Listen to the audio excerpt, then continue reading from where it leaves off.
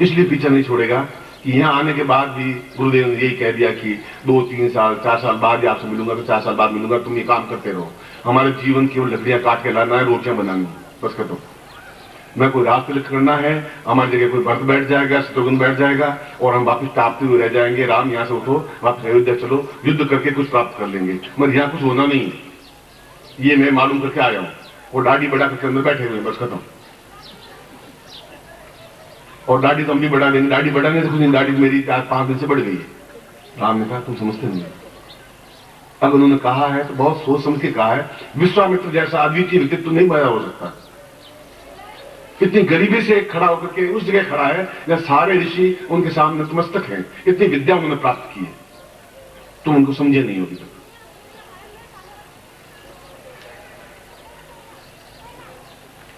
और एक क्षण आया जब विश्वामित्र स्वयं उनको अपनी ज्ञान, अपनी चेतना और परिपूर्णता देने का एक सफल प्रयास किया। मैं इस प्रवचन को इसलिए यहां प्रारंभ किया कि आज का दिन अपने आप में, कल भी मैंने ये कहा, अगर कल से आज में 6 बार एक बात को रिपीट कर चुका तो मेरी जबान और भी श्लोक बोलने के लिए है, और भी मंत्र बोलने के लिए है, कि इस शब्द को बार बार आपके पास ठूंसने के लिए नहीं है कि आज का दिन अपने आप में अद्वितीय दिन है, ये कहने की मुझे जरूरत नहीं थी।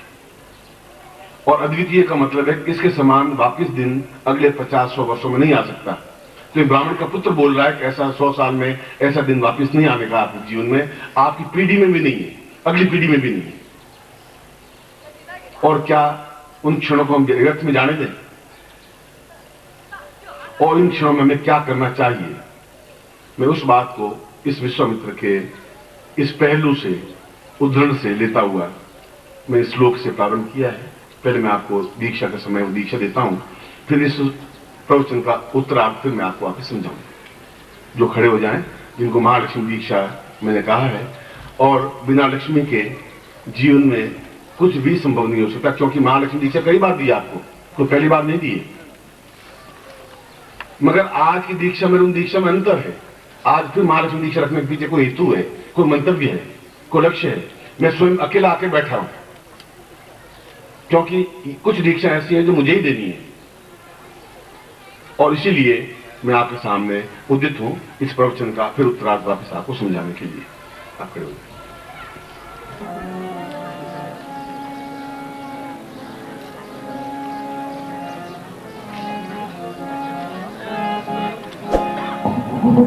अच्छा रहेगा ताकि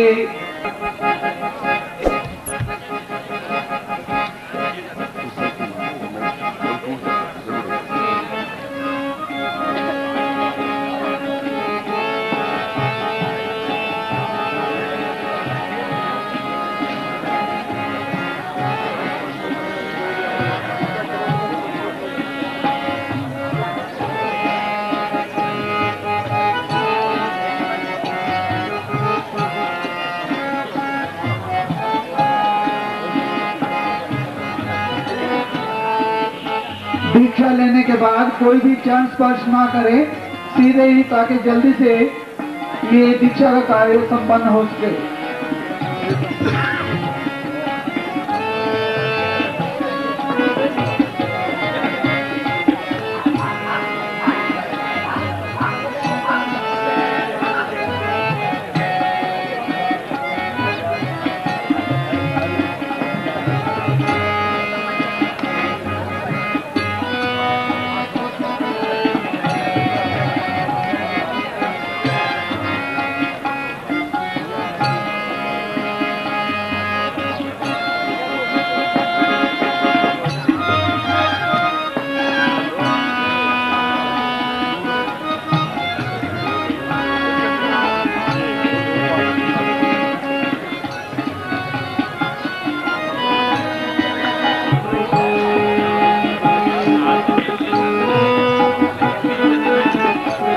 जिनकी दीक्षा पूरी हो गई वो अपने आसन पर बैठेंगे, बीच में खड़े नहीं रहेंगे।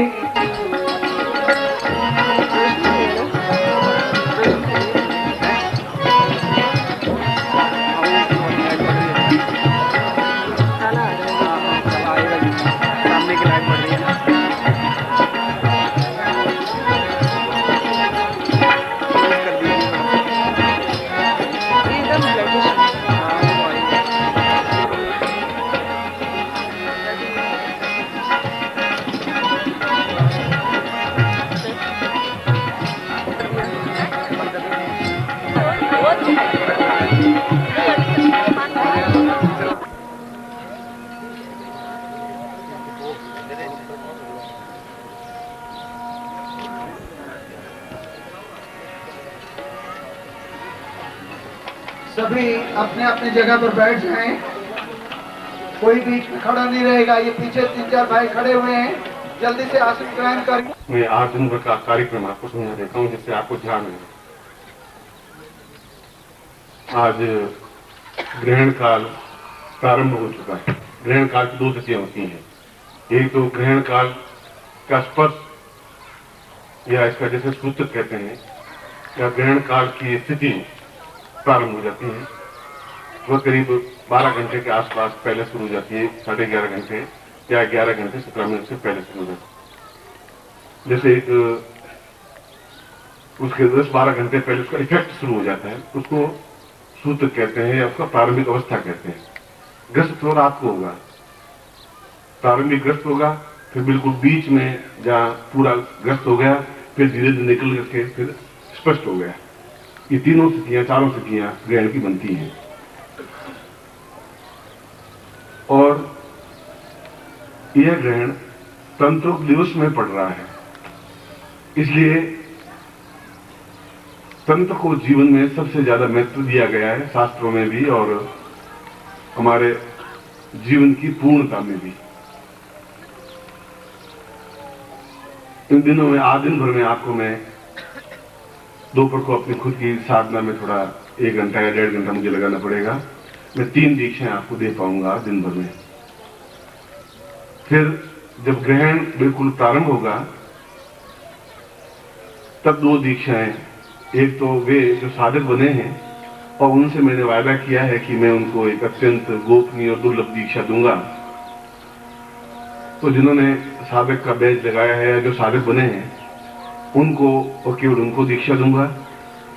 और दूसरा, उनको जो 5 पत्रिका सदस्य बनाए हैं, जो पत्रिका परिवार में वृद्धि की है, उन दोनों को दीक्षा या मंच में भी दे सकता हूं और ऊपर हॉल में ले जाकर के भी अलग से भी दे सकता हूं। ये उस समय मेरे मानस की स्थिति जो बनेगी वह मेरी स्थिति बनेगी। तो ठीक ग्रहण के समय यदि समय मिला तो एक सामान्य सबको एक उपहार रूप में दीक्षा दूंगा, वह एक अलग बात है।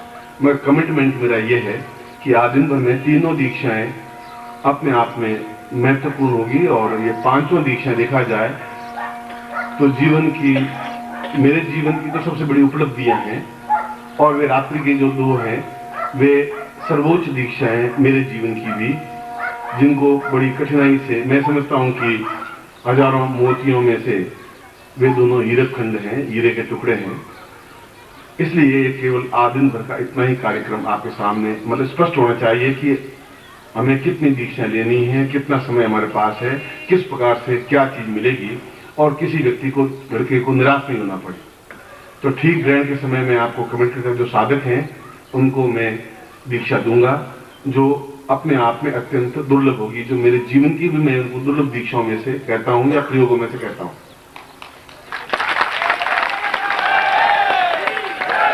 और दूसरा, मेरे कहने से आपने पत्रिका परिवार का विस्तार किया है। उस पत्रिका परिवार के विस्तार में कोई मेरा व्यक्तिगत स्वार्थ नहीं है। इसलिए नहीं है कि यदि एक पत्रिका जो प्रकाशित कर रहे हैं और जो मूल्य लिखा है उस मूल्य से 1-8 आना रुपया ज्यादा ही खर्च आ रहा है, मगर वह मेरे जीवन का लक्ष्य नहीं है कि ज्यादा आए या कम आए। इसमें से आप कोई अकाउंटेंट है तो आप देख सकते हैं कि कितना खर्च आता है, कितनी लागत आती है। मगर चूंकि हमारा परिवार की विस्तार और जीवन का एक लक्ष्य है कि ज्यादा से ज्यादा लोगों को हम जोड़ के उनको ज्ञान दे सकें, इसलिए जो 5 पत्रिका सदस्य उनको भी ठीक ग्रहण के मध्य काल में वह दीक्षा प्रदान करूंगा। और ग्रहण के प्रारंभ काल में जो साधना शिविर में भाग लिया है उनको ग्रहण के ठीक प्रारंभ काल में वह दीक्षा दूंगा। ग्रहण के अंत में अगर इन दोनों दीक्षाओं के बाद में तो है ना, और इनमें से भी मैं आपको किसी भी दीक्षा लेने के लिए बाध्य नहीं कर रहा हूं। ऐसा मेरा आग्रह आपके ऊपर फोर्स नहीं है। यदि फोर्स में कर सकता हूं आपको, ये इसमें लेनी ही है, मगर इसलिए फोर्स नहीं कर रहा हूं कि ये अपने अपने भाग्य की बात है, आपके चिंतन की बात है, आपकी विचारधारा की बात है। नदी अपने आप में बहती रहती है, कुछ लोग उसका जल पीते हैं, कुछ लोग नहीं पी पाते, कई मजबूरियां भी होती हैं। एक समय था कि जो मैं मुंह से निकालता था तो शिष्य पूरा करते ही थे, नए शिष्य आज भी। और हमारी पूरी वैदिक परंपरा और आर्ष परंपरा और आर्य परंपरा ऐसी ही रही है। ये नहीं देखा जाता कि राम रोटियां सेक रहे हैं और वहां सेक रहे हैं जो उनकी प्रजा, उनकी धरती पर एक ऋषि बैठा हुआ है। उसमें उनके मानस में चिंतन नहीं था। उनके मानस में चिंतन था कि दशरथ ने कहा कि इस मेरे पुत्रों को अद्वितीय बनाइए, जो हम रघु से लगा के आज तक नहीं बन पाए। और दशरथ के 3 रानियां नहीं थी, दशरथ के 12,000 रानियां थी। 3 तो पटरानियां थी, कौशल्या, कैकेयी, सुमित्रा। कृष्ण के 16,000 रानियां थी। उस समय पत्नियों को एक संपत्ति माना जाता था। इस राजा के पास 18,000 है, इस राजा के पास 20,000, तो ये ज्यादा बड़ा राजा है। जैसे हमारे पास नोट है, वैसे स्त्री को भी स्त्री धन माना गया था। आज भी स्त्री धन माना जाता है कि ये संपत्ति है हमारे जीवन की। वह जीवन एक अलग था, मगर वह जीवन अपने आप में बहुत बहुमूल्य जीवन नहीं था। इसलिए जब लक्ष्मण बहुत क्रोधित हुए, क्रोध भाग अपने गुरु के सामने तो नहीं प्रकट कर पाए, उबलते रहे और पूरा जीवन उनका क्रोध में व्यतीत हुआ। वह राम के पास आके बहुत झल्लाए। उसने कहा कि ये कहां फंसा, इसलिए तो वशिष्ठ को जो कहते थे वो कर लेते थे, आज्ञा पालन करते। हम राजकुल के हैं, ये हमारे यहाँ अन्न खा रहा है, हमारे यहाँ रह रहा है और हमारे ऊपर आंखें तले रहा है। तुम रोटियां सेक रहे हो और देख रहे हो और मैं लकड़ियां झोंकते जा रहा हूं, लकड़ियां काट रहा हूं। मुझे यहाँ नहीं रहना है, आपको सीखना है तो आप सीखिए, मैं कर जा रहा हूं। राम ने कहा लक्ष्मण, क्रोध से ज्ञान नहीं मिल सकता और क्रोध से गुरु कृपा भी नहीं मिल सकती। तुमसे ज्यादा क्रोध उस विश्वामित्र में है जो ब्रह्मा को ललकार सकता है और जो नवीन सृष्टि की रचना कर सकता है। और हमारे पूर्वजों ने, वशिष्ठ तक ने कहा कि अगर तुम्हें अद्वितीय बनना है तो विश्वामित्र के पास जाना होगा, तो सोच समझ के कहा होगा। और हमें ऐसा सामान्य जैसे दशरथ ने और अज ने और हमारे पूर्वजों ने जीवन बिताया है, वैसा हम ही बिता दे, यह उचित नहीं है।